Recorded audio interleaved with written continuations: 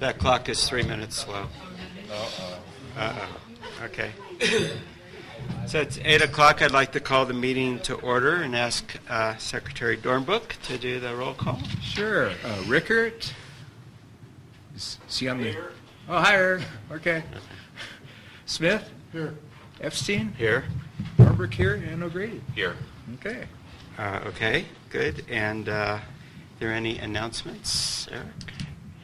Yes, I'd like to welcome everybody to the Kirkwood Municipal Utility District regular meeting. I'd like to begin by thanking all the veterans and active duty military for their service on this Veterans Day. The meeting is being live fed over the internet, and the public can view the meeting by going to www.kmpud.com and following the appropriate link. If the public would like to make a comment or ask a question, please email eChristison, that's eChristEson, at kmpud.com. The district asks that the public identify themselves when making comments. Thank you. Okay, the only thing I'd want to mention is because Eric is remote, we'll do all voting by name. And we move on and say, are there any comments from the audience? An opportunity to cover anything that is not on the agenda. No action can be taken. From KMA. I'd like to make a comment on our snow removal contracts and the process that we went through in the last few months. So we have some concern on. I understand that KMPUD had some liability issues to solve, and I totally understand that issue, but we don't think the solution that was chosen was the best for the community. I think personally what should have happened is that KMPUD acquire some insurance to cover the liabilities and adjust their snow removal rate accordingly. That's typically what happen in the professional world. If a physician needs liability insurance, he doesn't ask the patient to get insurance to cover himself. So it was a weird thing. It took a while to understand exactly what KMPD was trying to achieve. I'm not sure how it happened, if it's because we had a transition of general manager or whatever. But at this stage, so after many trial explanations and exchange of emails, involving our attorneys, and we finally end up getting a solution by using additional insurance for KMA. However, I still believe this is not the right solution on that. I think the right solution would be for KMPD to acquire insurance to cover its liabilities and adjust its rate. And it's been a bit, I would say, almost stressful because the storm were coming in and we still have no contract. And I don't recall we ever have been in that situation in the last 20 years that KMPUD is offering such a service to KMA. So it was a big concern for us, and we hope we can work better in the future. Okay, thank you very much. Other comments? Yes? So Nancy Trebek. So I'll just follow up on what Bertrand said. There are still loose ends that have not been taken care of regarding KMA's snow removal contract, and it's really in the district's lap to complete that, tie everything down. So, fortunately we do now not going to have snow removal services, so that's a good thing. But the other thing I'd like to mention is that when the when the email went out to driveway customers, indicating that perhaps their driveways would not be plowed because of the contract not being signed, it would have been great, because we're all a community here and all in this together, to have at least made a courtesy call to our president, Judy Flynn, to say that was going out, so that she or us as board members would have been prepared to respond to that. Thank you. Okay, thank you very much. I would Yes, like to Bertrand. follow up on Nancy. Please. Actually, I would like to ask KMPUD, since you send an email telling people that their driveway may not be plowed because KMA had not signed a contract, that maybe you should warn them now that everything has been settled and their driveway will be taken care of. Okay. Because otherwise they may know if they can come in. Yeah. Good. Any other comments? Okay. Then next, item 5, are there any corrections to the agenda or consent calendar? I'd like to pull the accounts payable. I just have a couple minor questions Okay. at the appropriate time. All right. So we'll approve, we'll defer on 6B. Any other changes? Okay, not hearing any others. Item 6, adoption of the consent calendar. Is there a motion to approve 6A and 6C, the board minutes and the receivables? Okay, it's moved by Jeff. Is there a second? Second. Second by Standish. So a roll call vote. Eric? Rickard, aye. Okay. Jeff? Aye. Okay, Epstein, aye? Dornbrook, aye. Got to get with the program, Jeff. Come on. O'Grady, Okay, passes unanimously. Why don't we move on to item 7 then, and questions on 6B, consent for claims? I just have a couple. One, the Association of California Water Agencies for $7,145. Is that required or optional? No, that's part, to be a member of Aqua, KPIA is part of our liability insurance. Okay. You have to be a member Has of. left the conference. And my second question of 3 is EDD for $4,500. What is that? That's our state payroll taxes. Okay. And then the final question I have is, who approves all these, and has that changed with the change in general managers? No. So you approve everything? Approves everything and signs the checks. Okay, so 2 people look at it, you and Kelly? Well, 3 and- people, Amy. or probably more than that if you Yeah. consider the POs that have to be approved prior to the purchases, so, yeah. Okay. Then if it's over a certain amount, then I will review it and sign it as secretary. Yeah, if it's Over over $10,000. $20,000. Great.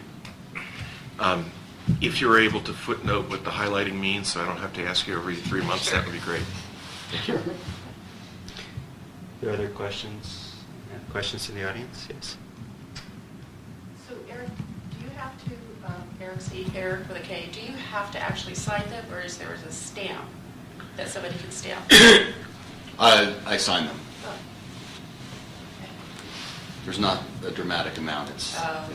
I went through a stack about this big in about 15 minutes because I'd already gone through the PO. So the PO process, what I've implemented is managers and then the assistant general manager, if appropriate, are initialing off on POs before they even come to me. And if they're within budget, they're initialing them off. They come to me, I review them, I sign them. If they're not a budgeted item, they don't initial until we've discussed it. And then I sign them if appropriate. So the centrifuge would be a great example.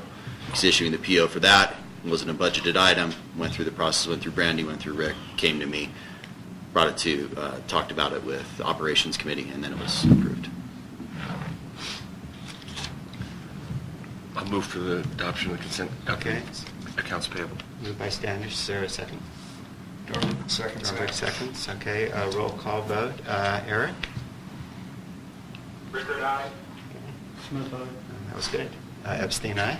Dornbrook, aye. O'Grady, aye. Okay, passes unanimously. We're ready then for the first item, 8A, as always, finances.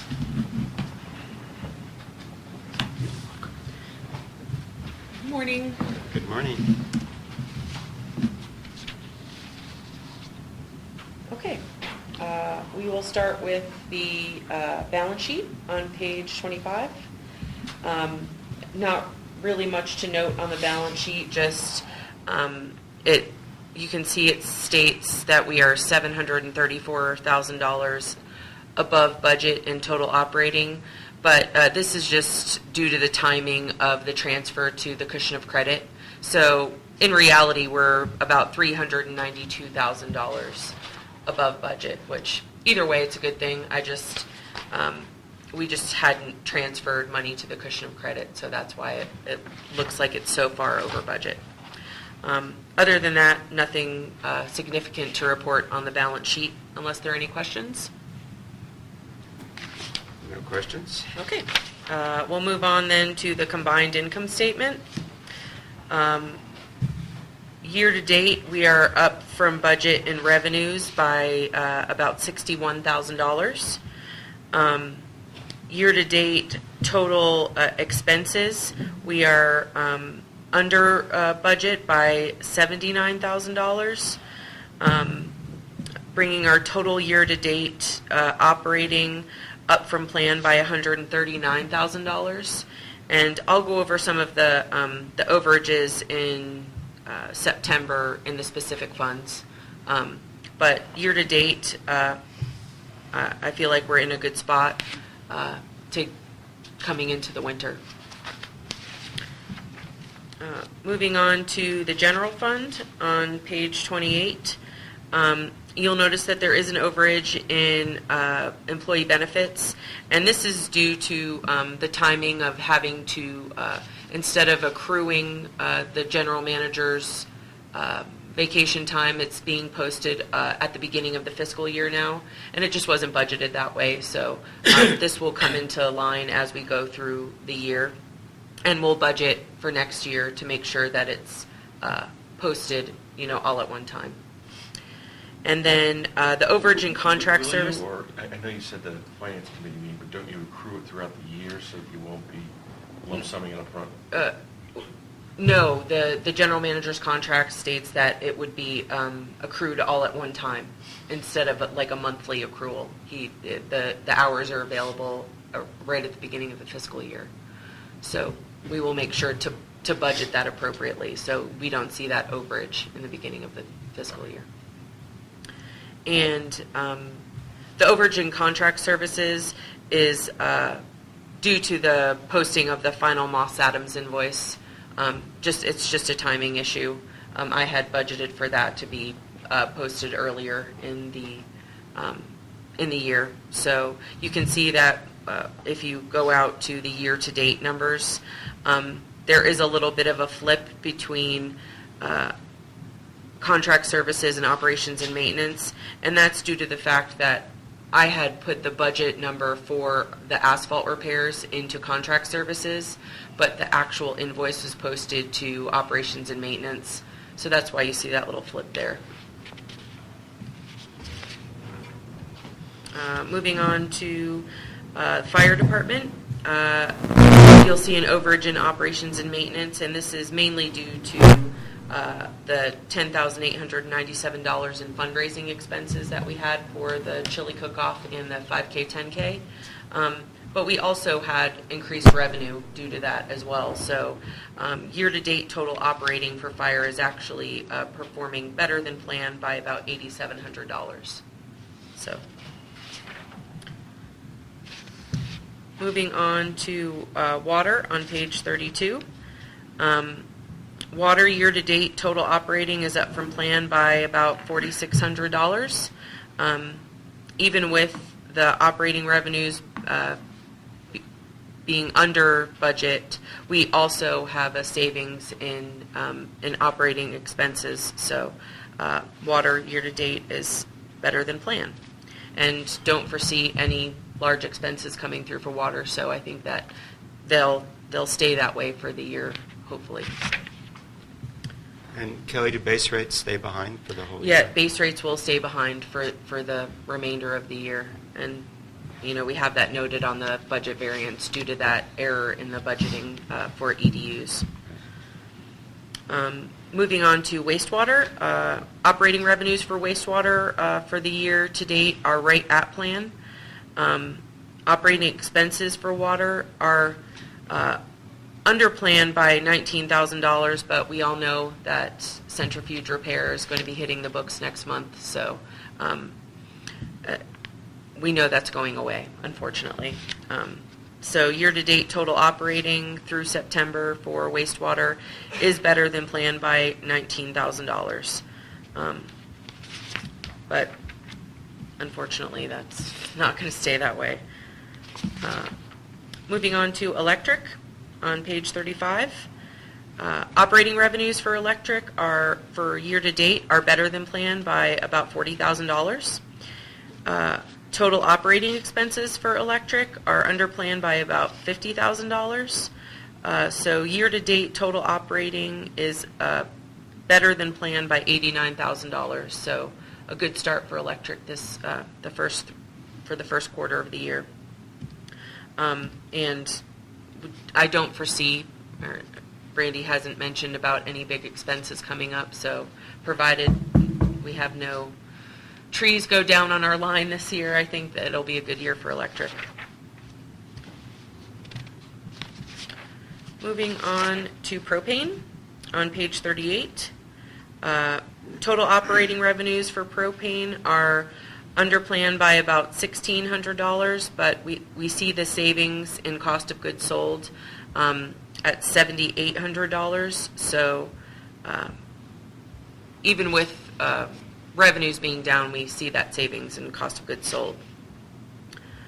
You'll see an overage in operations and maintenance for propane, and this is due to the asphalt repairs and the grading of the hillside, I guess you'd call it, around the vaporizer, so that we can actually get some equipment back there, and the propane road that was put in, and then also the engineering for the what we thought was going to be the propane shed, but decided not to do it, and the new propane tank. So a little bit of an overage in expenses for the propane fund, which brings them year to date under plan by $13,000 total operating, but I don't foresee that staying that way. Propane always performs well, and I don't see that being a problem for the rest of the year. I think we'll make that back, no problem. And that's all I have on income statements. Can we stop to see if there's any questions? So Kelly, I'm always curious. Sure. So the reason, so you said that the propane shed didn't get done, so the engineering gets expensed. So if the shed had gotten done, those engineering would have gotten capitalized. Okay. Yep, it would have been part of that okay. capital expense, Okay. exactly. All right, thank you. Okay. Okay, so moving on to September EBITDA, you'll see that we had a variance of about $19,000 for September, I'm sorry, I put August on there, but it is September. But year to date, we are actually better than planned by $124,000. For September, again, that was just a timing issue with the way we had stuff budgeted and the way the actual expenses came in. So good start.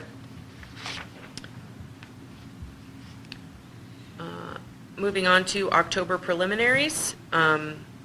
Operating revenues came in over plan by $41,000, bringing us year to date up from plan by $102,000. So we're still seeing that good performance throughout the year for operating revenues. And obviously, expenses are just, they are just an estimate at this point based on budget. So October metered versus budget. For kilowatt hours, we budgeted 309,000. We actually metered 361,000, so better than planned by 52,000 kilowatt hour, about 53,000 kilowatt hours. Compared to last year, we metered 343,000 kilowatt hours, so a variance of last year by 18,000 kilowatt hours. In the next slide, you'll see also why it's a good October for kilowatt hours. But propane, we metered just about 1 million cubic feet. We had budgeted for 734 cubic feet, bringing our variance to 267,000 cubic feet. Compared to last year, we metered 912,000 cubic feet, and so a variance from last year of about 90,000 cubic feet.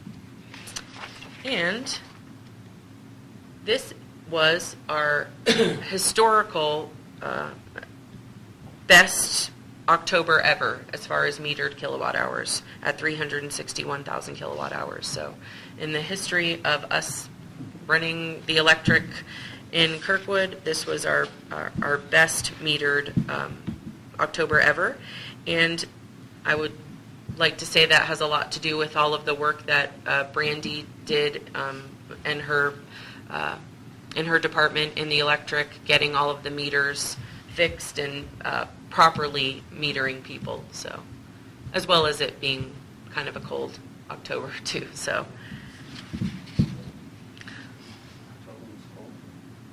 I thought so. Yeah, it snowed. A couple So times. Randy, you think most of that is metering? I would like to think that a large part of it is metering. We did find and correct several large meters in the commercial sector. Okay, moving on to our cash waterfall. For October, we were at 1.8 million in the operating account, 895,000 in the cushion of credit, bringing us to 2.7 million total. Our budget was for 2.3, so better than planned by $352,000, which is what we saw on the balance sheet too. That's about where we're at.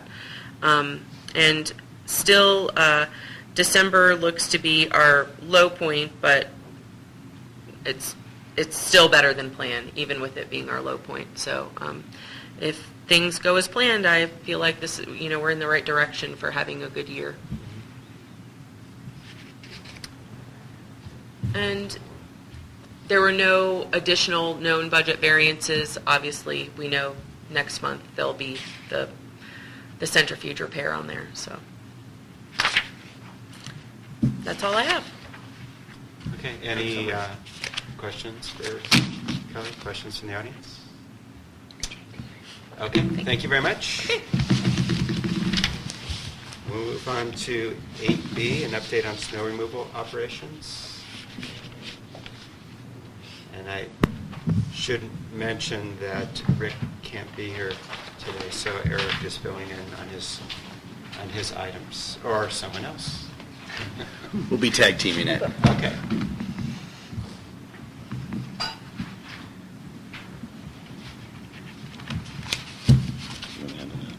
Sure. So just an update on our snow removal operations. This picture here is what our shop looked like prior to going out to start doing snow staking. Our crews have been out for the past 2 weeks doing metal staking in all of the contracts, trying to get all of those in before the ground freezes. And then we have plastic stakes going out now as well. All of the utility infrastructure has been done. We are working on private contracts, focusing at this point on the KMA to get those done. We've also brought in 2 temporary snow removals. Returnees from last year have come in. They are working both on staking and on repairing chains for the loaders. So chains and stakes has been what we have been working on in snow removal operations. It is going well. We feel ready for the first snow, and we continue to focus on additional temporary snow removal help. You said you're working on contracts for the driveways in KMA. Are you working on the operations part or the contract part, the contracts themselves? Are the contracts done? The operations part is what I meant, the actual putting in of metal stakes and then tying up the plastic stakes. There are 2 contracts remaining outstanding at this point. One private and one HOA. On the comments earlier and the emails that went around, how many HOAs do we have under contract, and were there any issues like with KMA with any of the other HOAs? All are under contract except for one, and that's because that one is negotiating something unique with Vail and changing the scope of our services. And no. So we have 20 HOAs, 23, 22? I think there's 22 signed right now. So we have one more. Thank you. And one private. Just because the person's out of the area and hasn't been able to sign it. Question? Yes? So have we lost a contract then, an HOA contract? No. Okay.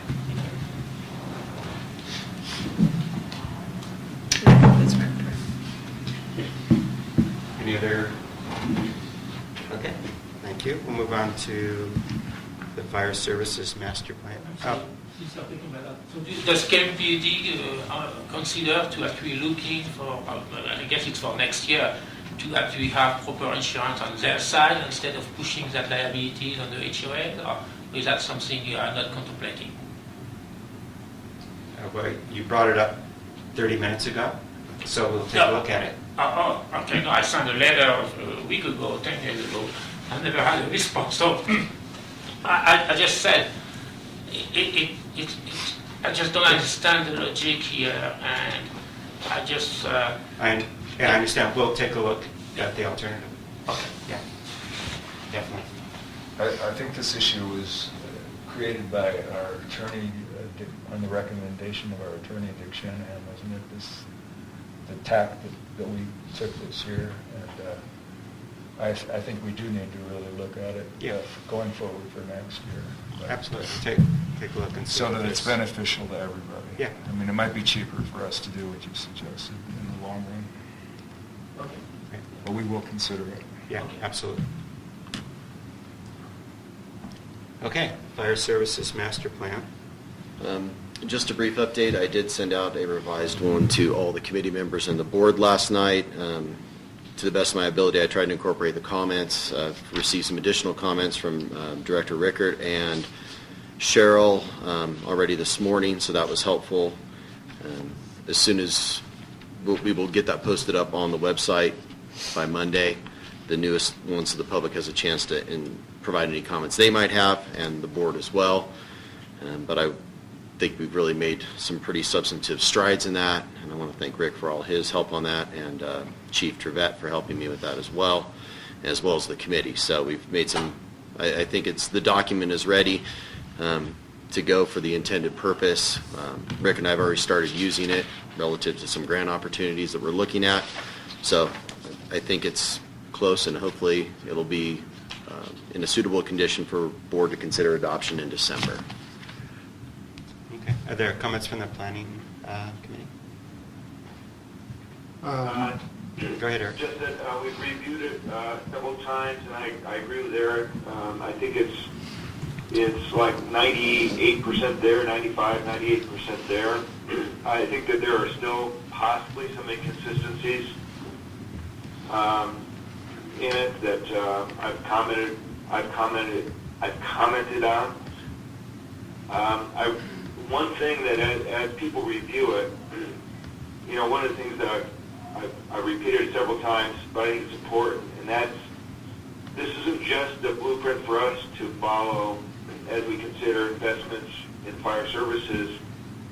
It's also a document for us to use almost like a PR document as we go for grants, as we talk to counties, as we address the economic development ideas. Because I do think that the emergency services area is one area in which outside entities may be willing to help us with some funding in various ways, either in-kind funding or financial, or actually dollar funding, grants, and so on, because we do go outside the boundaries of Kirkwood itself in providing these services. So if you could sort of have an eye to that kind of an idea, that would be good. Okay. And so it says here Operations Committee. Is it Operations or Planning that's reviewing this? It's planning. It's planning. Okay, It should so be planning. yeah, it should be planning, right? Okay. Jeff, did you have a comment? I have nothing to add. So I would encourage the public and the board to get their comments to me as soon as possible so I can try and cobble together all the comments and questions to finalize the document in a final draft form for consideration. So Yeah. the sooner you get them to me, the better I have a chance of incorporating them or asking questions if I need clarification. Yeah, I mean, I read through it. I think it's ready to go pretty much as is. The question that keeps coming to my mind, which I don't really want to put in this document, but it's going forward, is if we divide up our costs between local fire activities and emergency services, there's a ratio of how much expenses is in one or the other. Then there's where our revenue comes from, And so if we just say property taxes, is primarily going to fire, then the other trivial income that we get from the other sources is covering emergency. So that it's just that the emergency services is getting paid primarily by the homeowners, who are probably not the main beneficiary behind it. And so in looking through of how to manage all of that and the various funding opportunities, the ones under our control are to make it more expensive for the homeowners. I'm not proposing that. The ones not in our control is to have the people that benefit from the emergency services, the outside people, pay more. And so to me, the trick in all this moving forward is how to not have this all fall on the homeowners, and to be able to show those some way to try to approximate the cost benefit in those two categories, to try to build a case that some of this should come from the people that, the visitors, as opposed to just the homeowners. I don't know if other people agree with that or not, but that's what I keep thinking about.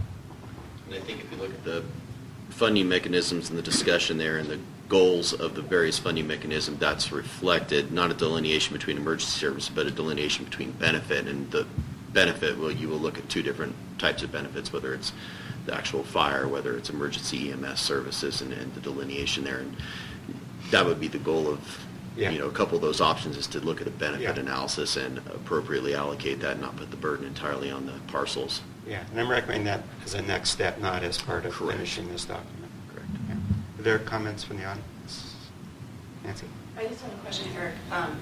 As far as your grant funding opportunities, are you feeling like, I know, I'm sure you're feeling like they're out there and you'll be successful. So are you feeling like 50% of what the needs are in the fire department? 75? In grants? Yeah. Oh, no, I wouldn't imagine it to be that high. Some of these grants are a little more long-term, especially. The cycle doesn't even start again until January for the federal, and then the California don't even start until February. But they've started updating their documents, and I've started tracking those. There's some CAL FIRE matching grants that we're looking at right now, and the one thing about that, it's a matching grant, so it's a great way to parlay the special fundraising and doubling the dollars of what they essentially can buy. That's the one we're looking at right now. Come January, February, I'll definitely be able to answer that question a little more confidently in terms of which ones are going after, which ones, look plausible for us. But there's some definite opportunities. We've also been in discussion with the Alpine County Sheriff, Rich, and he is willing to let us piggyback on some of his grants that he currently has, and working with South Lake Tahoe Fire Chiefs Association. They are also going for grants. They were declined on this last one that we piggybacked on, but there's another round coming up, and we will be piggybacking with them as well. So there's two group efforts, our own internal efforts, and so I'm optimistic, but I think that 50-75% of the total operating budget is probably wishful thinking. I'd rather be more grounded in reality. I love it, but I just don't think I don't think I'm that good. So. Okay, other questions?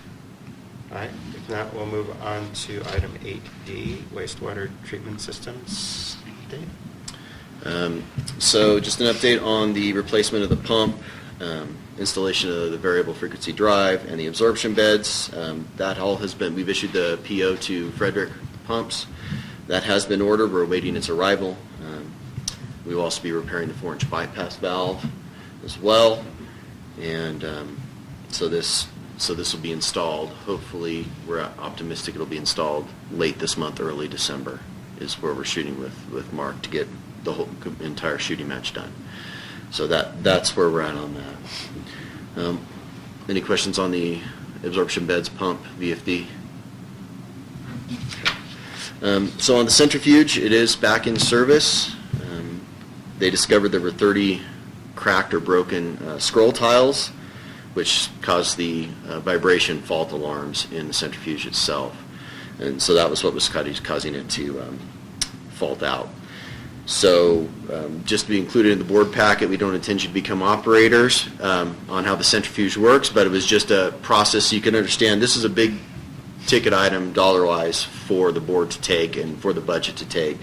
wanted the board to understand how this functions, why it functions, kind of give an idea of why it works. So we have to do the next service in 150,000 hours. There is no hour meter on the centrifuge, so we will have to track it manually.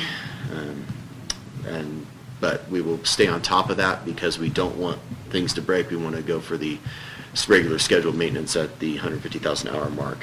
And right now the quote for repair was, as the board will recall, was about $25,000. We're awaiting the final invoice based on their actual time invested. So there it is after it's been reinstalled. So that's the pretty view of the centrifuge. Any questions? Nancy? Sorry. So is it possible in the future to retrofit it with a measuring device? Arguably, no, not to retrofit it, but it could be done in another. We could use a programmable logic controller attached to it, and essentially put an hour count on that. It's definitely not rocket surgery to get it done. You said it's 150,000 hours? Correct. So we could just, 20 years from now, we could just... Oh no, that's 5 to 6 years, isn't it? I thought it was 15,000. Yeah, Oh, it's there must be a 15. digit. Oh yeah, sorry, I read my numbers wrong. 15,000. Okay. But, and then we've seen it break about every 5 to 6 years. Howard. Okay. How about just an elapsed time meter on the motor control center? We just have to back out for cleaning O&M time, so you'd still have to manually track it if you're going to pull that portion of it out, but it'd be decimal dust really at the end of the day. That may work. Yeah, just an hour meter on the motor itself. Yeah, we could do that. Something to consider in the next CIP budget, things to include. I don't like adding stuff to wastewater, I'm learning. It is the Achilles heel. Any other questions? Anything else on 8? No. No, sir. Okay. Then we're ready to move on to 8E, snow removal equipment. In an effort to secure an additional heavy loader for this season, our staff has been looking into scenarios on rental, purchase, used options. And I wanted to bring the board up to date on what we found and what our options are at this point. Some of the issues we've found are current blade and blowers that we use with the 950 use a coupler called a Balderson. That's not the current coupler that CAT or John Deere or any of the big manufacturers use. To use our existing equipment, we're going to have to purchase and own an additional Balderson coupler to use with whatever loader we get in. The cost of that is about $10,000 for the coupler itself. The lead time on that is 7 to 8 weeks, and there would be costs associated with installing it on the machine. On the other side of that, if you simply go out to rent a loader, most of them come with buckets but not blades, and certainly not blowers. So we were unable to find a CAT loader that had anything really useful for us at this point. We did find a mid-sized John Deere loader with an available blade. So in your packet, I put together 4 different options, those being an outright purchase of a 950 loader and coupler to use with our existing equipment, a rental purchase option where we would rent the loader for a year, convert into a purchase at the end of the season, and continue to buy the coupler outright. And then 2 rental options. Option 3, rent a John Deere loader with a blade available, which would give us an additional mid-sized blade but wouldn't give us a blower option. And then the last one is to purchase a coupler that is compatible with our current equipment and simply continue to rent a loader. And we've looked at all of these over a 15-year period to give you an idea of the cost associated with those. This chart shows the annual outlay of cost. So options 1 and 2, the 2 loader purchase options definitely have more cost associated with them year 1 through 6, with option 1, the outright purchase option being the most expensive year 1. However, the purchase options do, over the 15-year period, end up being less costly. So option 1 is the least costly option over the 15-year period, coming in at $458,263. Option 2, which is the rent for 1 year transition to a purchase, came in only slightly higher at $465,102. The rental options were both significantly higher than that, being in the $600,000 to $670,000 range. So I wanted to bring these before you because of the lead time on the coupler. If we do want to use an option where we purchase a coupler and we would like it to be available this season, the coupler portion at least we would need to decide on soon, and we could use the lead time on the coupler to firm up our purchase rental options. When you say cost, is this the cash outlay per year, or is this the P&L impact? This is a cash outlay per year. And So is the P&L the same, or is it different? Because I assume we would depreciate it in a straight line. Exactly. So the P&L impact would be less in the front part and higher in the back. Right, but looking at those options, the impact to our cash this fiscal year is less than the 1 year option on those, as that is a calendar year, and obviously, we're in a fiscal year, so. Right. And I probably should know this already, but this is things we didn't need last year. What's the difference between now and what we've been doing in the past? Why do we need it? We had to borrow Bale's larger loader on occasion. Then they were kind enough to loan it to us when they didn't need it, which wasn't that often. Okay. So we were in a tough position. Some Bob, Yes, Eric. Bob, what I recall in earlier discussions is I don't believe we have any equipment that can ramp up the snow, so we depend on Vail for ramping, and that's becoming a little less reliable for snow storage. I think that was one of the primary reasons for the loader. Okay. And the other is that our existing loader, the 950, is the only one that can carry the large blower, and it is just aging. We have rebuilt it. We put significant money into it a couple years ago, but our concern is if that goes down, we have very limited options. Right. So Kelly, on the cash, it's even less of an impact this year because you're financing it over 60 months, right? So cash is really not an issue so much. Not so much. I mean, snow removal definitely, we took a hit last year. We only had $89,000 left in our reserve. Speaking with Brandy about this, that was my biggest concern is, do we have the reserve to put up either the rental cost or the down payment, for the option 1, the down payment, or 2, the rental cost for option 2. We definitely have the money in the reserve, but that's about it.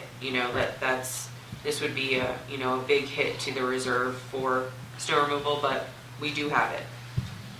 Right. Essentially, we're only losing 20% on option 2 on that first year. We get 80% of the rental value back in a rental/purchase option. So it's $7,000, but less of a hit to the reserves. It's really, and I don't want to speak for the operations committee, but the general consensus, or finance committee, but the general consensus was, option 1 or option 2 looked pretty good. And it was really for the full board to decide which was their predilection. Jim? I would add the comment that if I understand correctly, option 2 allows us a year to try it out. So if we find we don't like it, we don't have to buy it. Correct. That's correct. And if we didn't like it, we would just the next year try a different loader. We'd be out. And we would again only be out in, approximately another 7,000, but it would give us a year to try and see if it met our needs, pulled our blower and all that. Right, pushed our blower. Okay, and Standish at Finance? We sort of covered this at the end, right? We didn't. I have a question. Go ahead, Eric. I recall a conversation some months ago that I thought that a loader had been found. I can't remember what entity. I think it was a government entity. And that if we waited a year, which would be to this year, we could get it used. That's for the Am I snowcat. recalling correctly? That's a snowcat, Eric. Oh, okay. that Not was a loader. snowcat. Yeah, that was the snowcat from Pickle Meadows. So would we also need a snowcat at some point? For ramping purposes, yes. Yeah. So this won't do the ramping that. Okay, I got talked about. these equipment mixed up, sorry. This is mainly blading and blowing. Right. Could do something. Yeah, it can do some. That's what we're doing our ramping with now, but it is limited. We covered this briefly at the end of the Finance Committee meeting, and actually, I don't think saw those costs in black and white. Randy just talked about them over the phone, so I don't think the Finance Committee had a recommendation. That doesn't sound like staff has a recommendation either, right? We would recommend option 1 or 2 to the board. Probably leaning towards 2, I think, is probably from a financial standpoint. From an operational standpoint, we also would lean that way just because, as Jeff pointed out, we get a chance to try it out. And it's relatively small out of pocket should we not decide to go with it to get exactly the right equipment for us. The only thing you need to realize is that, yes, you can, and under option 2, yes, you can change loaders, but if you put that money on the coupler, you're kind of committed to that loader.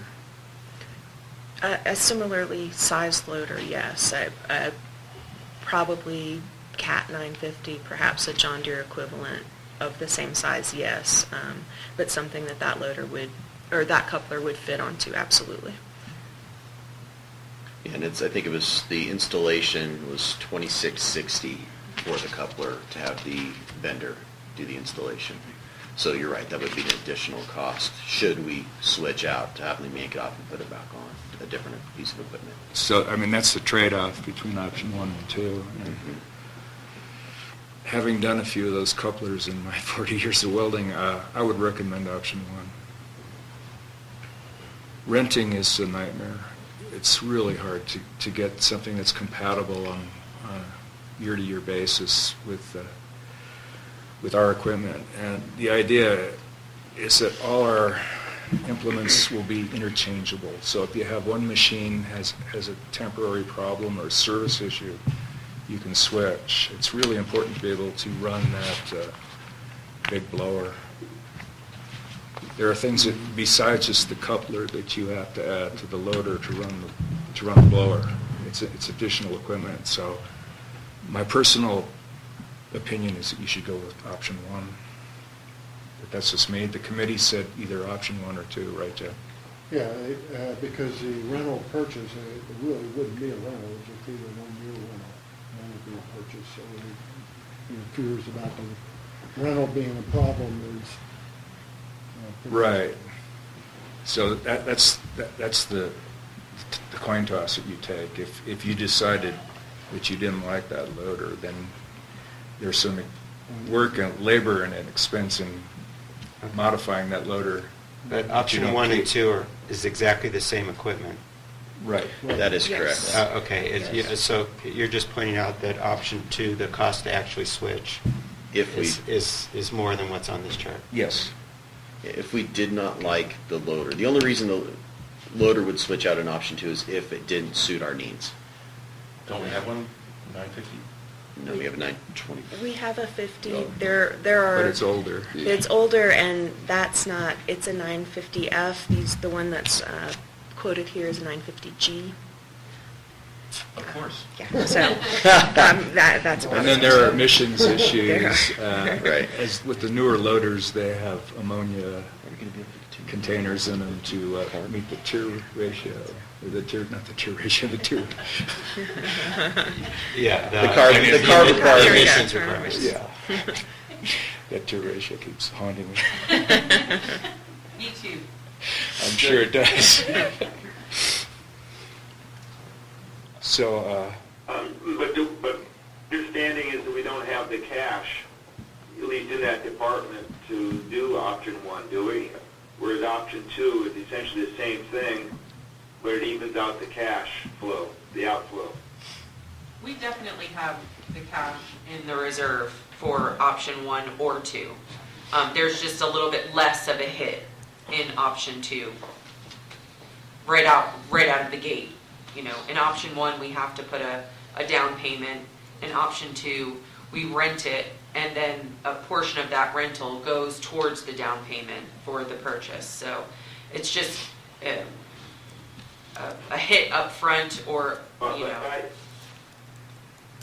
But Kelly, I thought we only have $80-some thousand in our snow removal reserve, and this is $103,000 in year one. Well, that's over a calendar year, Eric. The initial hit in this fiscal year would be the down payment of $52,000 plus whatever, you know, payments we make in this fiscal year. So the 1 year cost in there is a calendar year cost.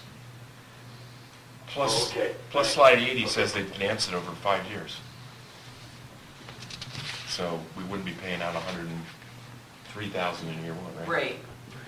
Yeah, this is P&L and not cash.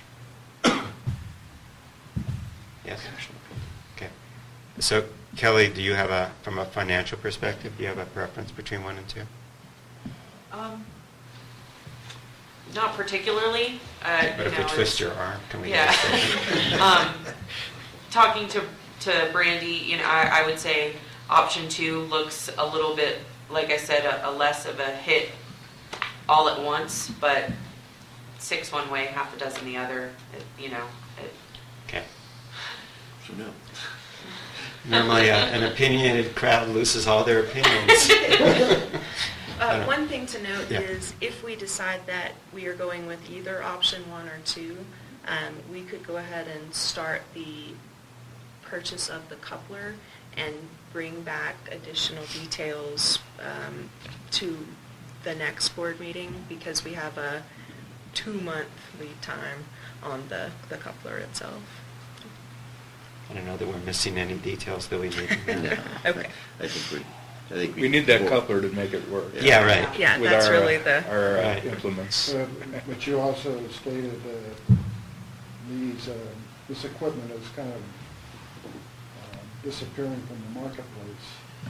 So this is one loader that's available to us. And if we don't act, we could lose this opportunity and we begin a whole new search. Okay. Well, I'll state my an opinion. Sorry. I think we should go with option 2 and just decide today. Yeah, my recommendation would be that the board authorize me to enter into the rental purchase agreement via a motion here, so we don't have to bring it back to the board for signature, since it will be over the $20,000 threshold, as well as purchase the coupler outright with cash. So I'd like to move that we authorize the general manager to pursue option 2. I'll second it. Okay. Is there any further discussion? Okay. So can we do a roll call vote? Eric? Yeah, Rickard, aye. Okay. Smith, aye. Epstein, aye. Garber guy? Brady, aye. Okay, passes unanimously. Okay, let's move on to item 8F, power purchase agreements. As you know, for the past 3 years, we've been purchasing power off of the CalISO grid through a hybrid approach via Shell. We are doing a hedge/day-ahead market purchase through Shell to meet our energy needs here in the Valley. Our current contract ends at 11:59 p.m., December 31st. And in anticipation of this, we have released an RFP on October 18th soliciting bids for new power purchase agreements. We've brought this before several committees and the board. The consensus was that we want to hold off on hedging for now and just do an index-based power supply off of the day-ahead market. And that is what our RFP specified. We did leave in an option for the chosen supplier to provide options for hedging at any time in the period that we would like. And we have received that concession. So we did receive 2 bids, one from our current supplier, Shell, and one from Tenaska Power Services, TPS. Both of these met the requirements listed in the RFP. So we took a look at their proposals and compared the bids. So what we are looking at here is a 2-prong approach. One is how much each company will charge us per megawatt hour that we purchase off the day-ahead grid, or day-ahead market, excuse me. And 2, what the monthly charge for their schedule coordinating services are. And those are the services they offer to us to interact with the CalISO on our behalf, schedule, invoice, and that sort of thing. So you see here that Shell has offered $1 per megawatt hour for the 3-year term of the proposal for the commodity cost adder and a $5,000 a month schedule coordinating cost. The total cost for the 3-year period for Shell is $204,600. For TPS, they offered a lower commodity cost adder of 75 cents a megawatt hour, but their schedule coordinating costs were much higher on a monthly basis. And there's also a one-time setup fee for us going with them. Their total cost over the 3-year period was $300,700. 376,000 and some change. Thank you. Yes, more than Shell. So based on this and our very good relationship with Shell, staff's recommending that we continue with Shell for the next 3-year period. This does still leave open the option, the future option that we've discussed of going with WAPA, which has a solicitation opening for possible new customers starting in 2025. So we have that still in the back of our minds, this to get us through the next 3 years. And I'd like to pause here for any questions before going into the specific actions the board would need to take if we want to do one of these 2 options.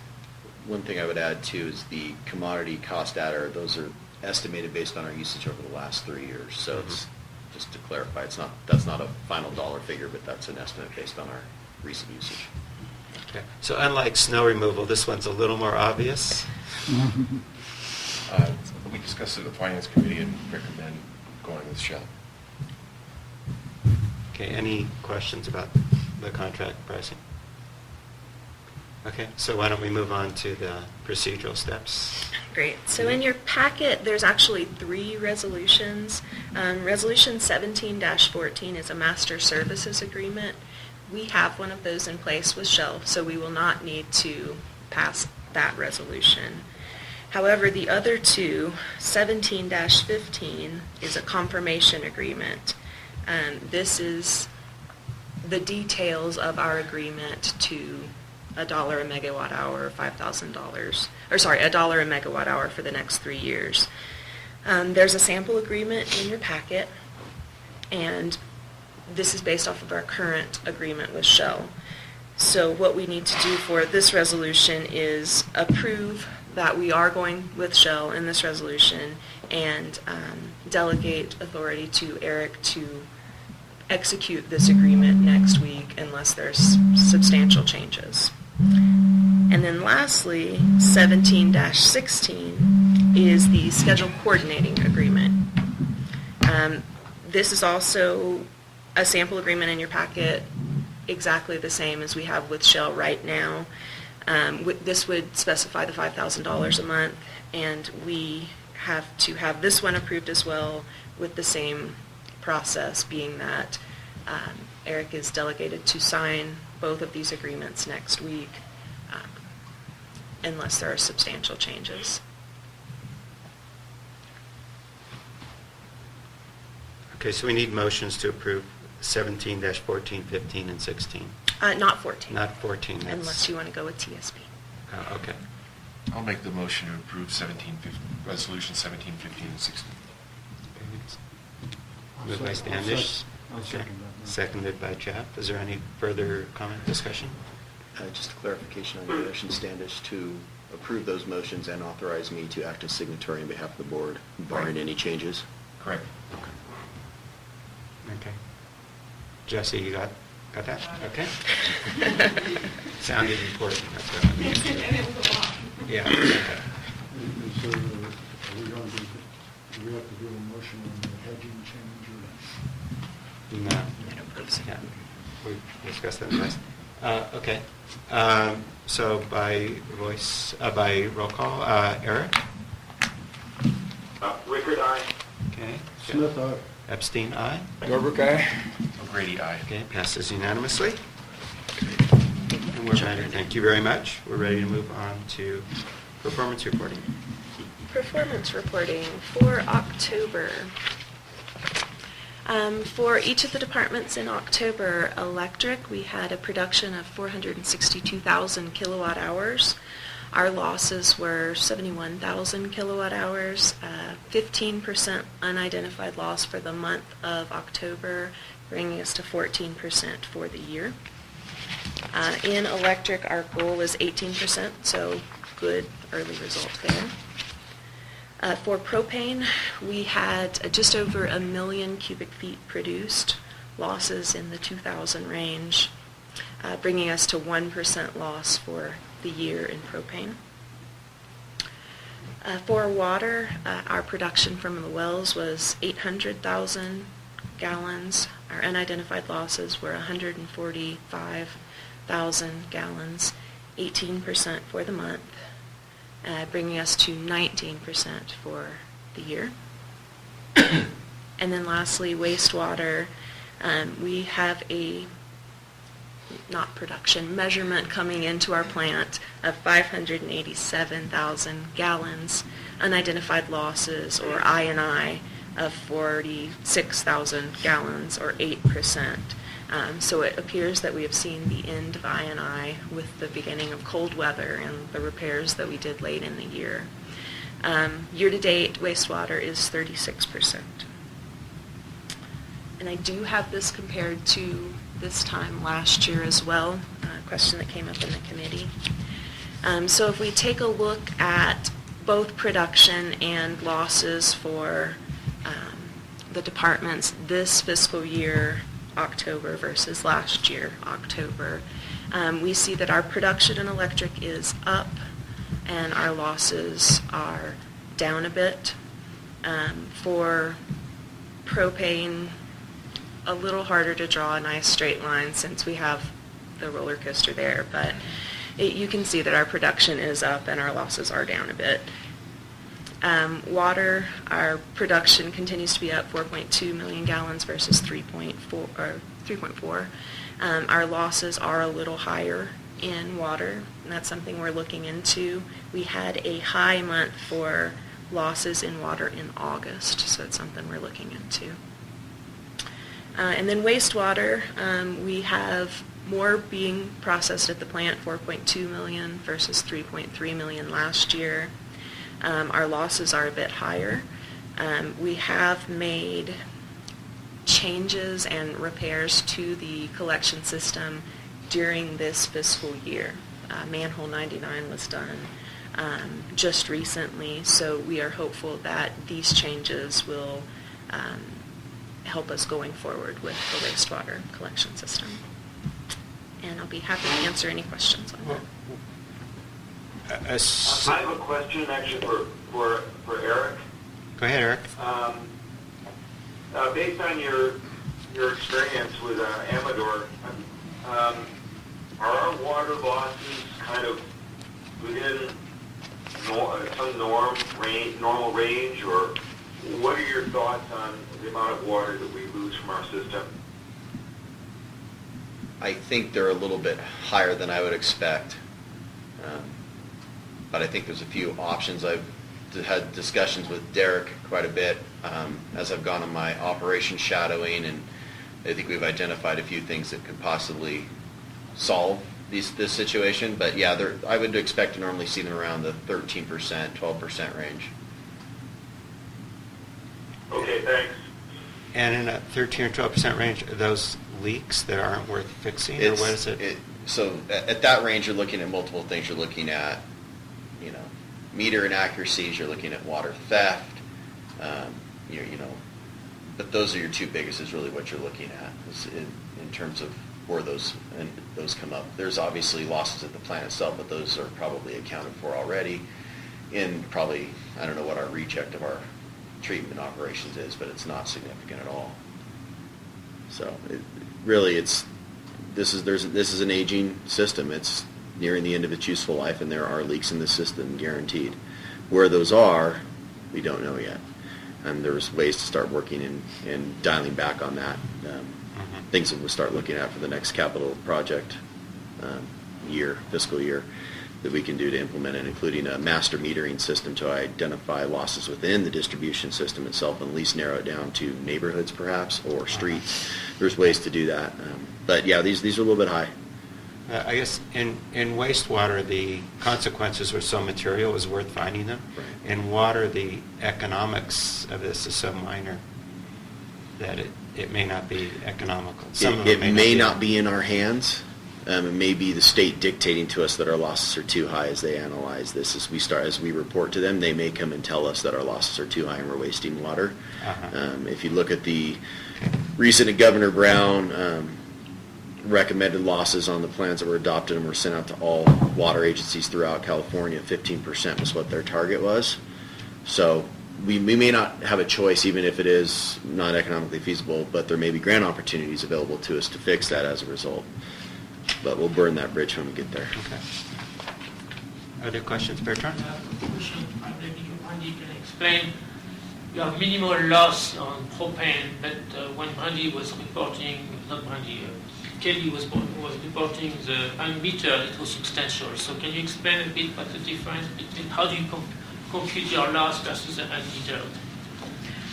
Our loss here is actually a comparison with the usage, so what's delivered into our main tanks versus what is metered. So that's how we compute this loss here. And the issue with propane that we have seen is that because propane cubic feet, that calculation is based on pressure and temperature, we see a lot of fluctuations.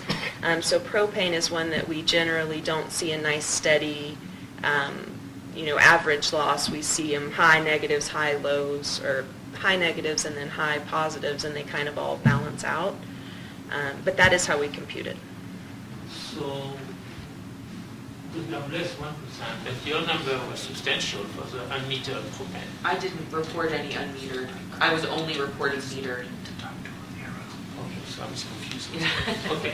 Yeah, I reported metered to metered from 1 year to the next. That was my comparison, was what we metered last year and what we metered this year. Okay, any other questions for Ben? Okay, thank you very much. Ready to move on to propane safety. I have a quick update here for the board. As you know, we had gone out in the spring and identified 20 locations where the propane meter shed or enclosure either wasn't adequate. We wanted improvements made. I'm happy to report that 15 of these have made significant improvements that we've inspected and feel good about. We do have 5 remaining. But of those 5, 2 are Vail, Renwick, and the pump house. We are in discussion, our staff with their staff. This is something they intend to correct before the snow gets high enough to be a problem. We are keeping a close eye on this. There's one single-family home that is in the process of having something built. It was an issue with the contractor and their availability. It's in process now. They expect to be done within the next 2 weeks. We'll also be keeping a close eye on that. And then the last issue we have here is a duplex. The meters are located under a breezeway, but they are well protected. What we had asked them to do is do additional supporting for the pipe runs themselves. I have talked to the homeowners. They are aware of this, planning to get it done. It is not as high of a priority as some of the ones that didn't have adequate protection. So this was one that we used slightly more forgiving language in our letters to them. It may be affected rather than will be turned off. This is something we're going to keep an eye on, make sure it does not become an issue for us this winter. But overall, great response from the homeowners that we contacted. There was a lot of concern right at first that it was too short of a period, that people weren't going to be able to do this, and it has really shown that people are concerned about their meters and willing to work with us on getting them protected. Great. Any questions? All right. Thank you. So move on to 8I, a PG&E outage.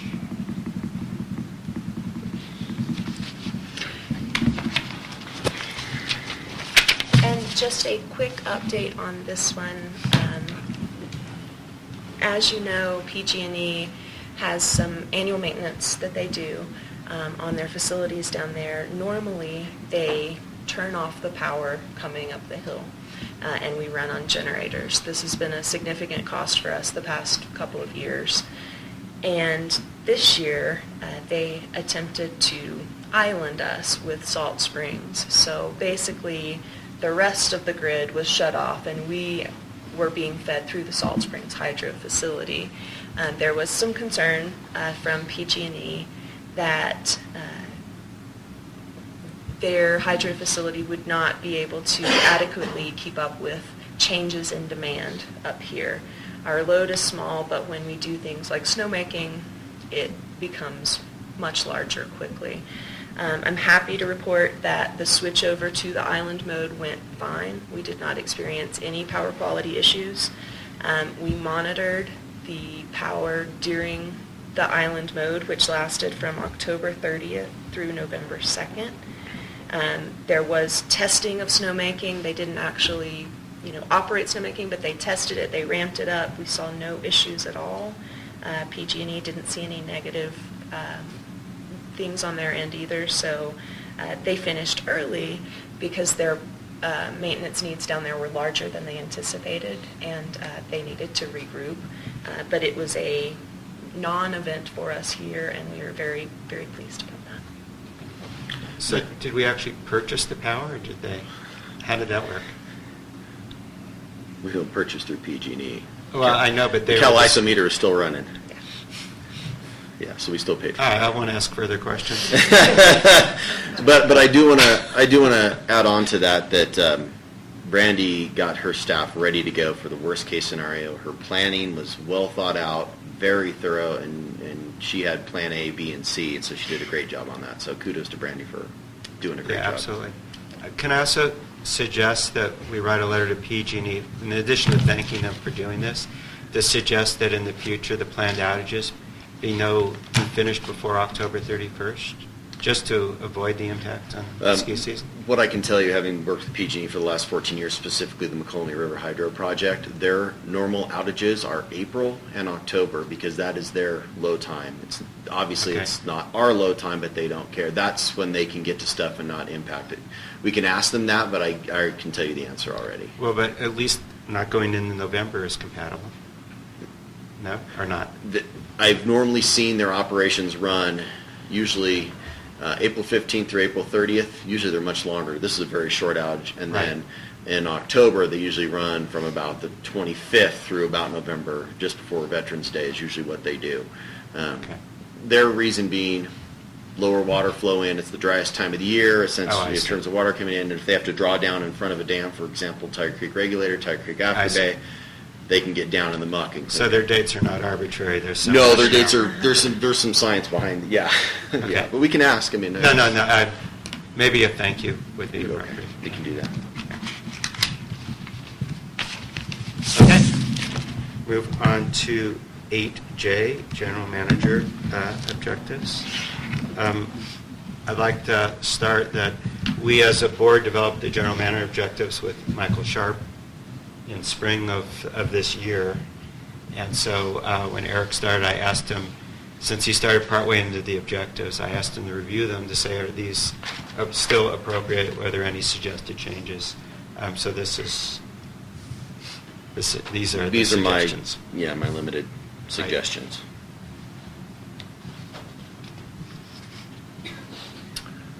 As I said to you, I reviewed them and they look good to me. Yeah, and I've reviewed them, and I mistakenly read the fundraising objective to go from 30,000 to 5,000.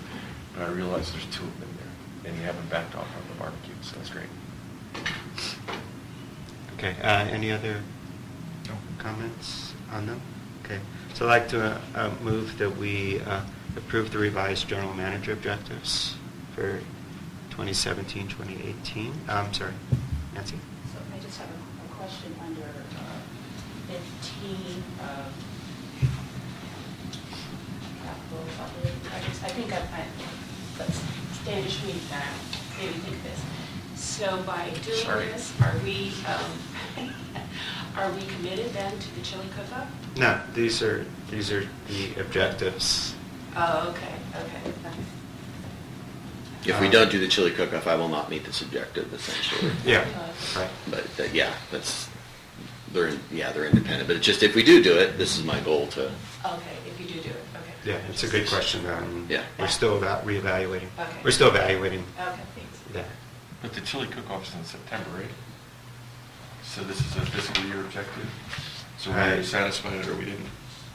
I guess he did. yeah. You make a good point. We could, well, but this does, yeah, it's a fiscal year objective, but this does say September 1st, 2018. Yeah, so it actually. So this objective It's not part actually of the is- review period. I'm fine with leaving it in. Yeah. Knowing what my goal will be for the next one, it's your discretion. We could No. delete it. Standish is absolutely right. But it'll just be in the next one, so Yeah. We'll leave it there as a reminder. it's fine. Okay. Yeah, Eric? I just have one question, and this has to do with the funding mechanism for the fire department. The change in the year from 2018 to 2019, because we overlap, what we mean by 2018 may be two different things. Does this put at risk our budget for next year? Or does this is still aiming towards increasing our revenues in one way or another for the fire department for next year, because that's the big jump in our budget. Yeah, it's fiscal year ending 2019, so it would begin in 2018, I guess. Maybe we could put fiscal year ending in front of that. But it would still be, part of it would be 2018. So it does not put at risk the budget that we've approved for, or the current budget that's in place. No, but it would have an impact to the it would have an impact to the next budgeting cycle. If I understand your question. Yeah, no, I'm just, what we budgeted is for the year following our current year, about a $67,000, I think, increase in revenue, which is the equivalent of doubling the assessment from 4 cents to 8 cents a square foot. Yeah. So yes. So to answer your question, yes, what- that would impact that. Simply because there's not enough time. So, okay, so basically our budget, by changing this goal, and maybe it's just the it's just reality, but we will not hit that part of our currently approved budget. I won't say we won't hit it. Not for this Well, I won't say we won't hit it, because again, there's always grant opportunities out there to augment funding. Whether they come that quick or not, I can't speak to. It goes back to what Nancy and I talked about earlier. But given the timing for the various funding mechanisms, and if we go through a 218 process, the necessary notices and timing on that, it essentially by June 30th, it is nigh impossible to have implemented any sort of rate increase or property tax increase such that we will augment the budget by $67,000 through that mechanism next year. Yeah, or the Belarus idea. Same noticing requirements. I mean, we're talking a minimum of 90 days, and that's after you've developed a study and have a nexus and noticed and all those good things, and voted. And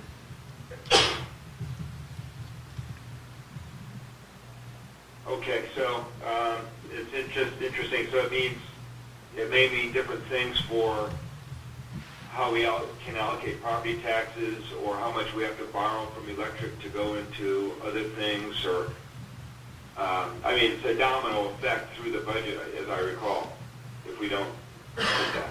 I would agree with your assessment.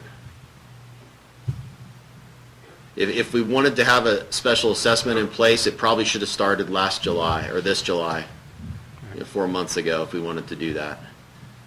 And we haven't even decided that that's the process we're going to go with. And I have a feeling that filtering down to the final preferred option amongst the various committees of funding mechanisms will take, 4 to 5 months.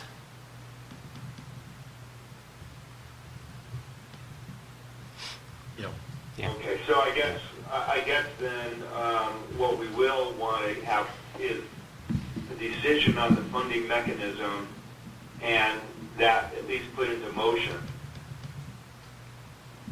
so that as early Yes. as possible the next fiscal year we can implement it.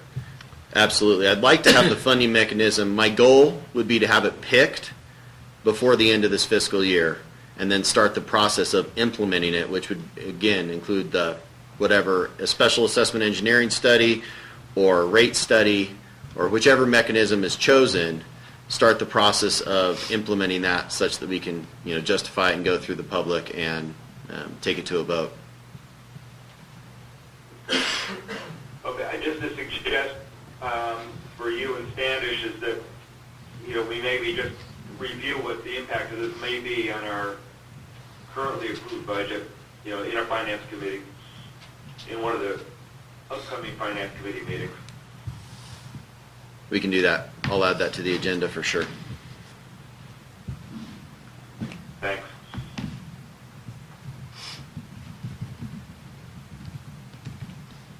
Okay, any other questions on the objectives? Now I forgot, did we start the motion? No, Oh, you okay. started, yeah. All right, so I'd like to move that we approve the revised general manager objectives. I'll second that. Okay, seconded by Dorma. Okay, roll call vote then. Eric? Yeah, Rickard, aye. Smith, aye. Epstein, aye. Dornbrook, aye. O'Grady, aye. Okay, passes unanimously. We're ready to move on to 8K, Certificate of Appointment and Oath of Office.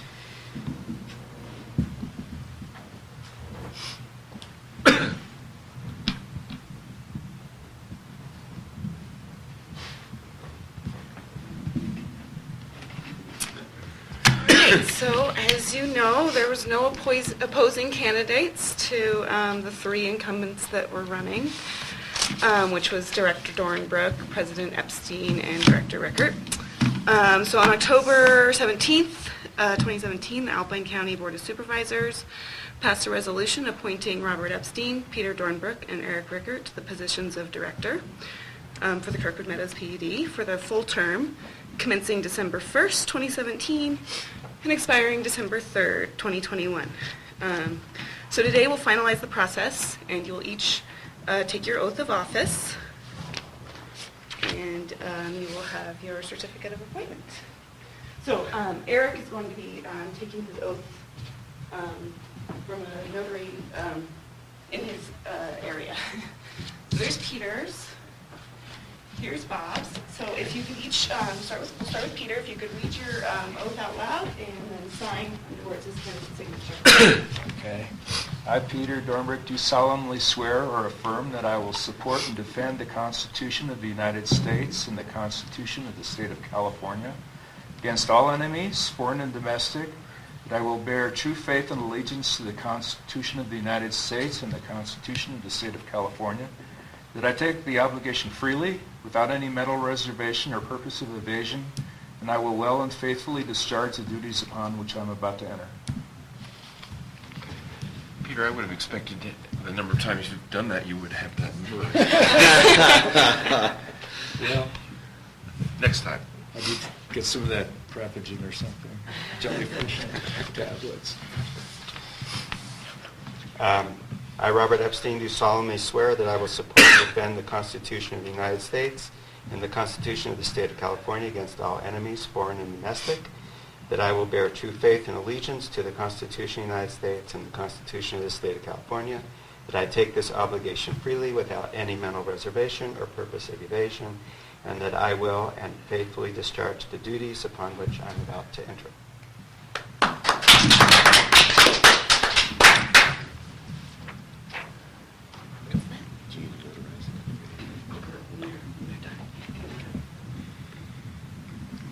Well, suckered in for another 4 years. Congratulations. And I thank you all for your support. Let me just say also that at the December board meeting, then we'll have an election of officers.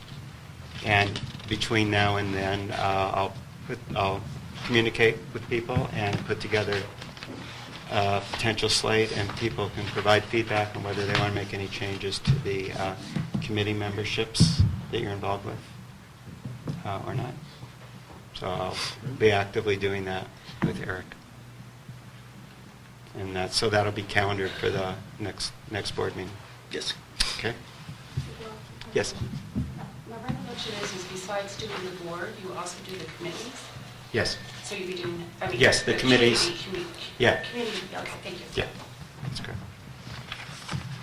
Okay, let's move to 9, General Manager's Report. All right, just a few things to update you on. Caltrans service request, we did receive the $20,000 deposit from them to begin investigating, providing service to the Peddler Hill Maintenance Station. Predominantly that is being handled by RCI and Exponential Engineering in working directly with Caltrans and PG&E on behalf of KMPUD. So we have retained them to do this work, but Caltrans is reimbursing the entirety of the work. One of the things that will need to happen, and we discussed this at Finance briefly, is we will need to implement what our capacity charge is for allowing this. Because as of now, Caltrans, the intention of Caltrans is that they will be a PG&E customer, and so they would have to step down off our line. Our ownership would end just prior to the transformer, and we need to determine what our rate structure would be, since we've never had this situation before. We also have EID asking about this, and Bear Reservoir is going to be forced into this at some point by their resources board, not by us, because of their generators. So we need to work that process through. That's on the Finance Committee's tracking. There will be some discussion with District Council regarding our options, and I will be having a discussion with her on Tuesday about this, so what our options are. So that's that. Grant update. I didn't quite understand the Bear River comment. Bear River is currently generator powered, and their generators are out of compliance, and they've been telling the Air Resource Board for many years that they're going to come off of our line. But the homes in that area are already in the PG&E connection. So this location is not near for the resort itself, which is not PG&E. Which is not near the homes. Not near the homes, correct. Okay. Yeah, you're correct. So you're talking on the back side. We're talking on the front side for the resort, that Okay. area. Grant update. I do have an interesting grant that I came across my desk that I'm working on. It is a low-income housing grant. I'm going to see what I can do to parlay possibly Lava Rock 2 into that grant and see what funds are available.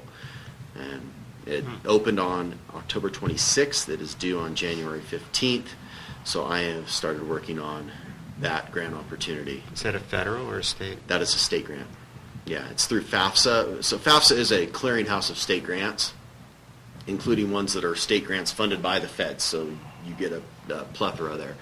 And that's where I get notices. I get notices for manure abatement, which really doesn't apply to us, but this was a good one that we had an opportunity for. Well, maybe it does apply. I mean, people have said I'm full of it. I don't know.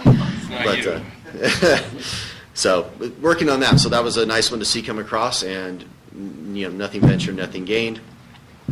I think I can parlay the year-round employees that live here and possibly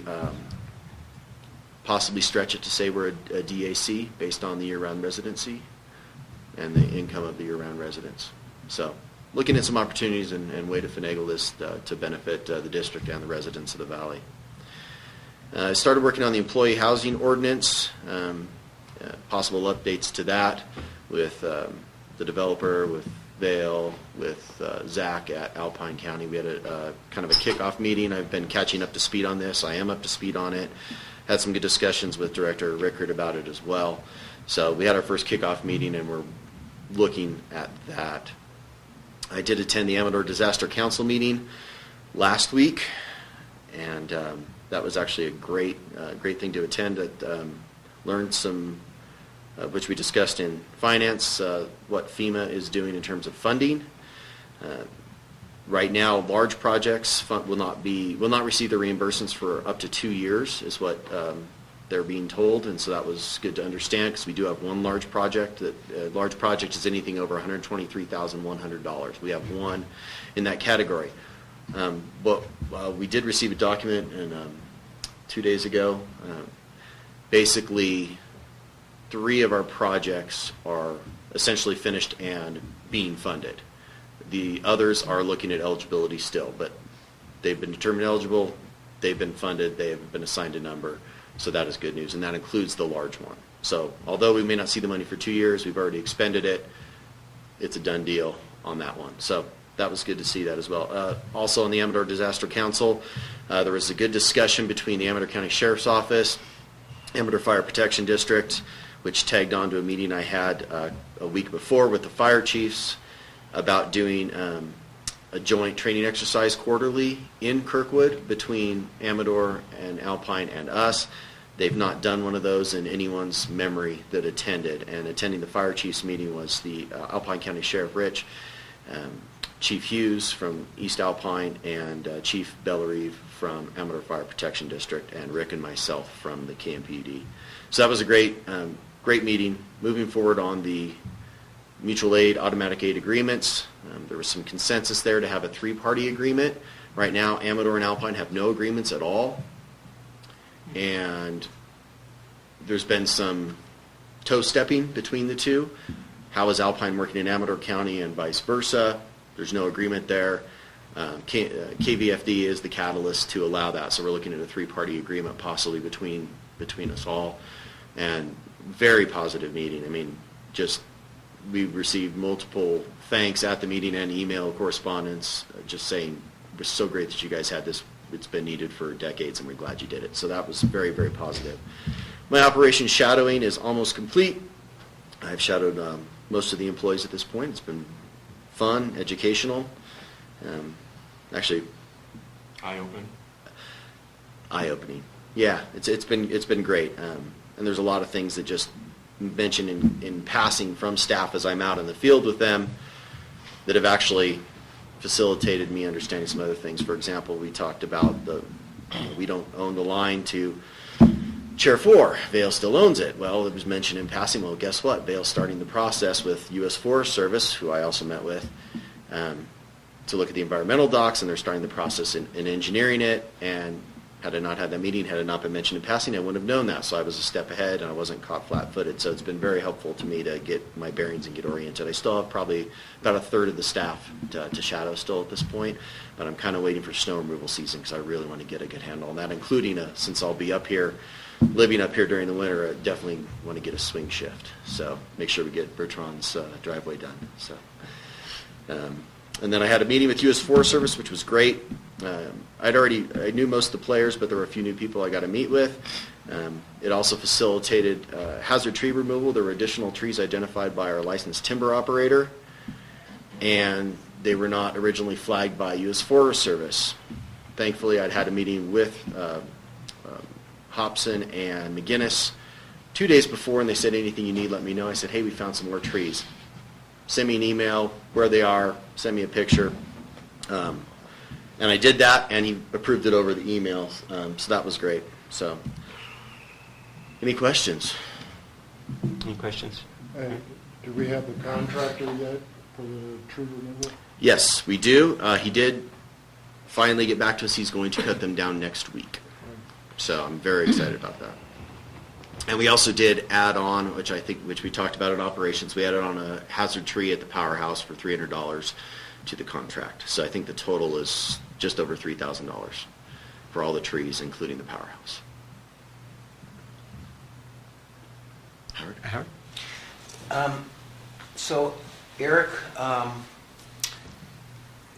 we invested a huge amount of money on this power line.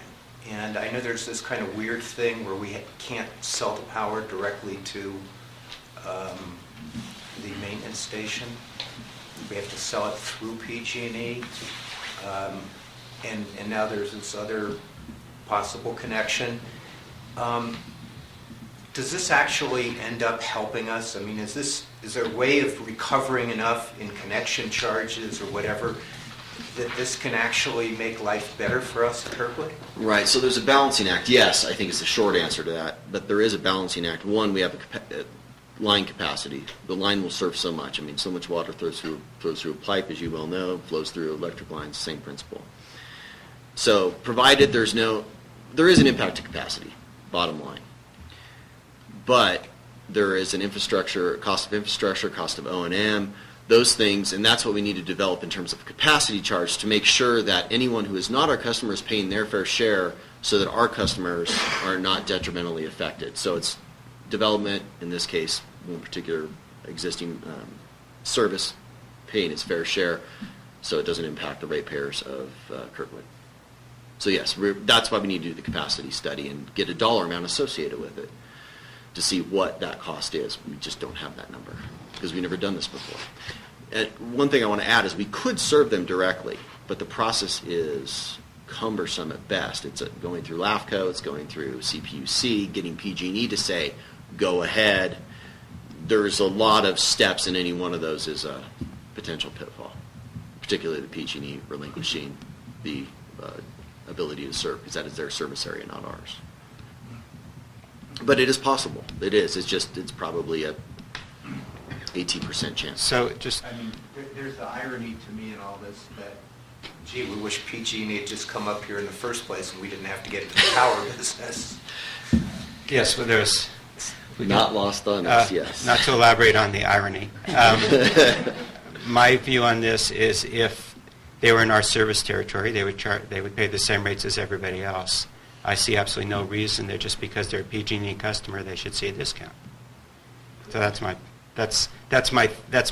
advanced thinking on the topic. And there may even be additional costs. It may not even be equal to it. May be additional that we can't recapture based on that. Because agree with what Director Epstein is saying, but if we're losing capacity, essentially, say we could serve 1,000 customers here, and we're giving service to Caltrans. That means I can't serve 1,000 customers here. So what is that value to us in terms of lost revenue? So there's that component we also need to look at. So again, it may be a little bit higher than what a Kirkwood resident would see for out-of-valley service. Go ahead, Howard.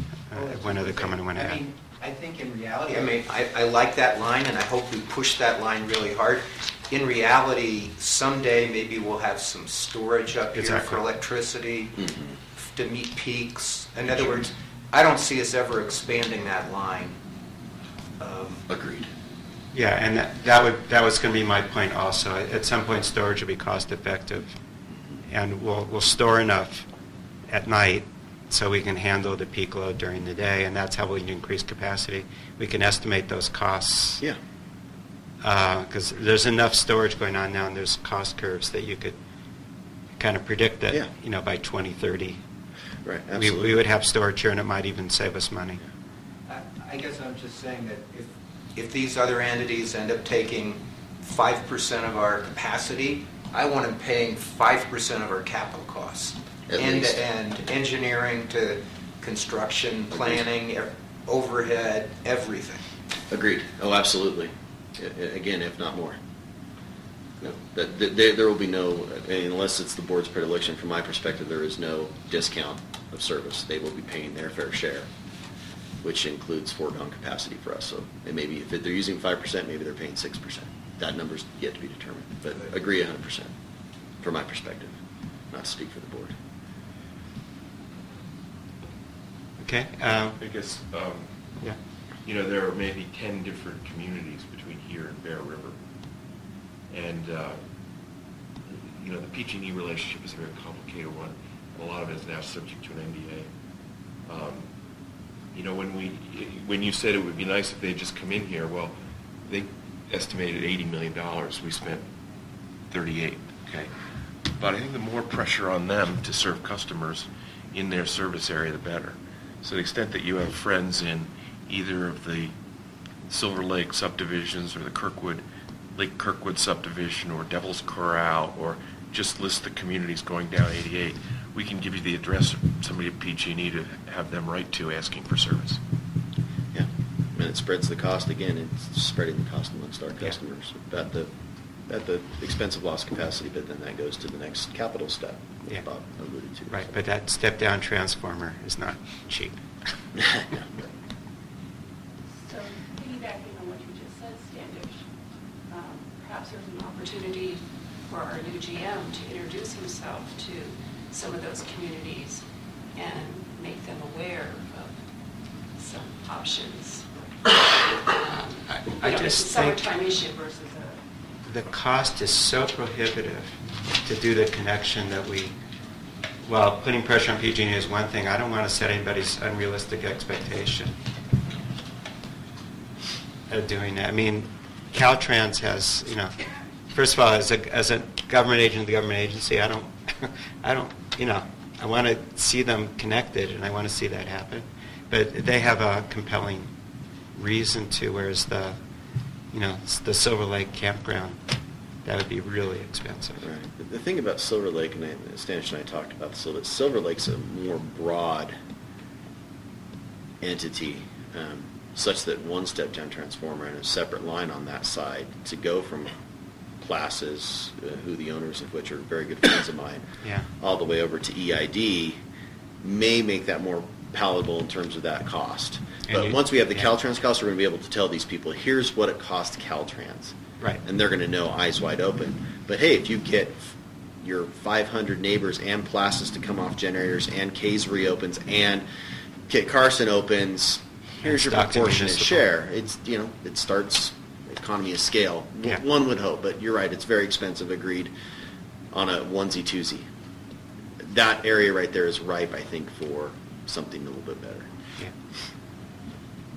But, it increases our, essentially not our customer base, but reduces our operation costs to our customer base. I was at Stockton Silver Lake Camp every summer growing up, and we used to look forward to 10 p.m. when they turn off the generators, and you could hear the wildlife. Howard, please. I'm sure one thing that they'll bring up is that their summertime load, and they're going to probably ask for a better deal than a wintertime load. But Unfortunately, summertime load is more expensive. It in is more California. expensive on the Cal. So they should be paying extra. Yeah, they'll be. no, from our capacity standpoint. Oh. We have. Oh. Don't give him any ideas. Huh? No, I'm not. I'm We didn't hear saying. that. You didn't hear anything. Drew, would you erase this? No, you make it. Yeah, if they make that point, it's But- a consideration. Yes, that's a good point. Yeah, it's opposite. Yeah, of our- yeah. Good point. Okay, operations report. Let's keep moving. Okay. We briefly already talked about this. Snow removal we covered this under. We're down to 1 and 1 respectively. So that's where they sit. And we will be revisiting the entirety of the process on snow removal contracts. They went out August 1st. I think that can be improved upon, and I also think pre-communication on which way the homeowners associations want to go can also be improved upon. So It was inherited, I got it, I have solutions for it for next year, so I'll take care of it next year. Yeah, one of the things I'd encourage you to do, Bob and I spoke early this week, and he said, there were some errors in some of the contracts, and that if we had automated it coming out of our report server, it would have been fine. I raised this with Michael Sharp, but you might look into DocuSign integration where they can just be signed electronically and stored centrally as opposed to file cabinets and file cabinets.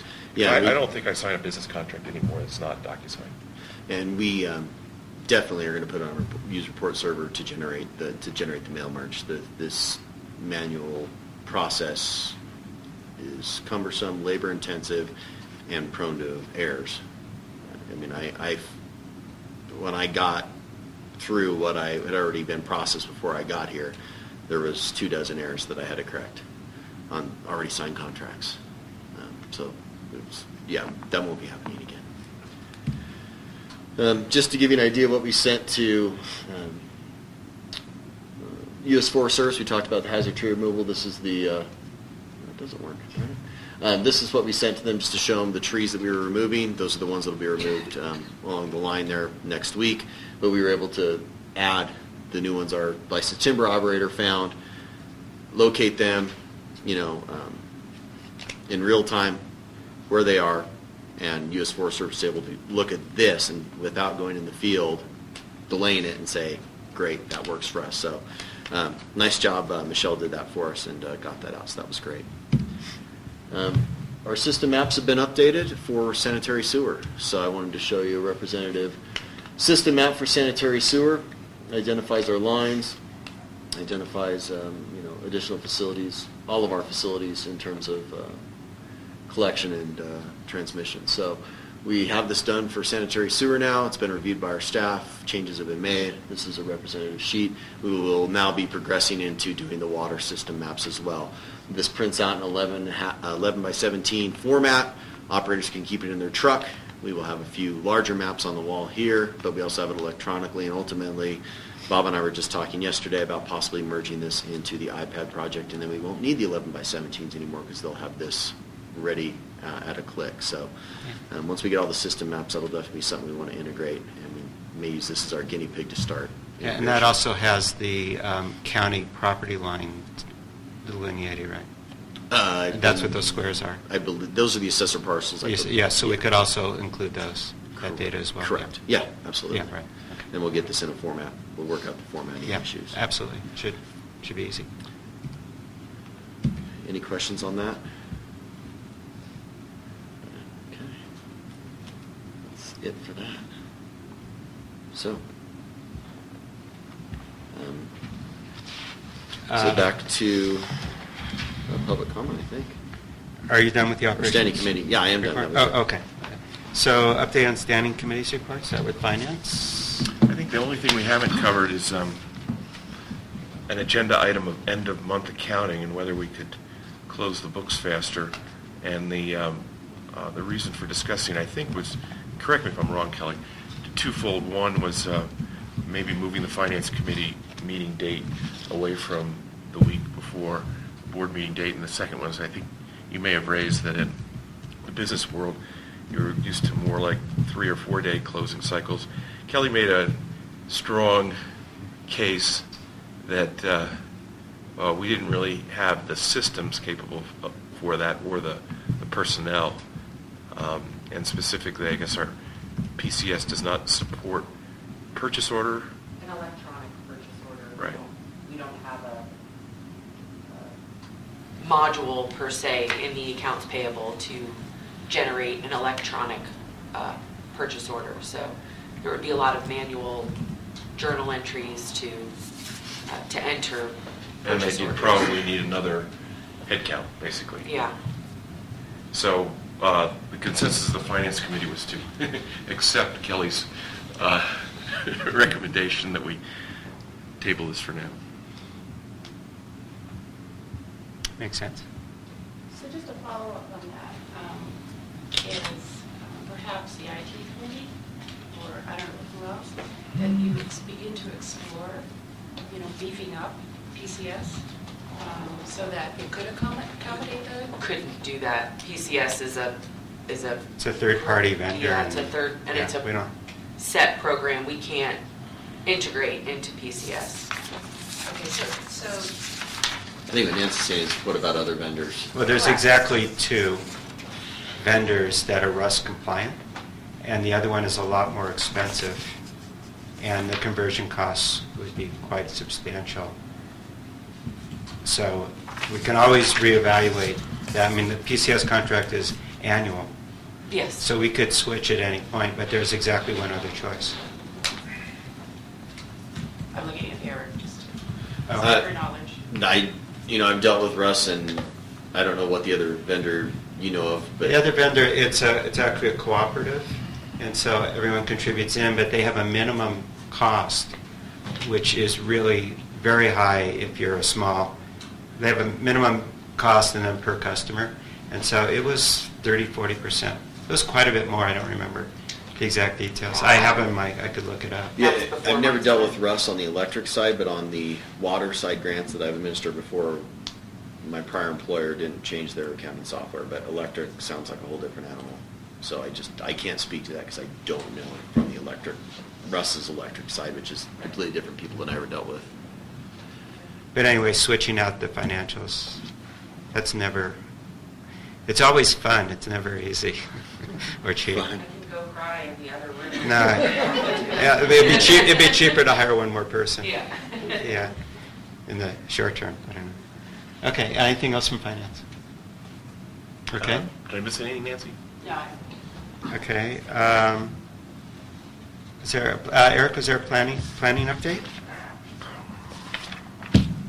We covered it, thanks. Okay, and operations? I think we covered everything.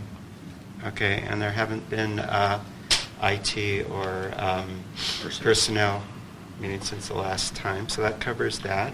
All right, so that's now item 12, general discussion, opportunity for board members to ask questions, clarifications. Is there any?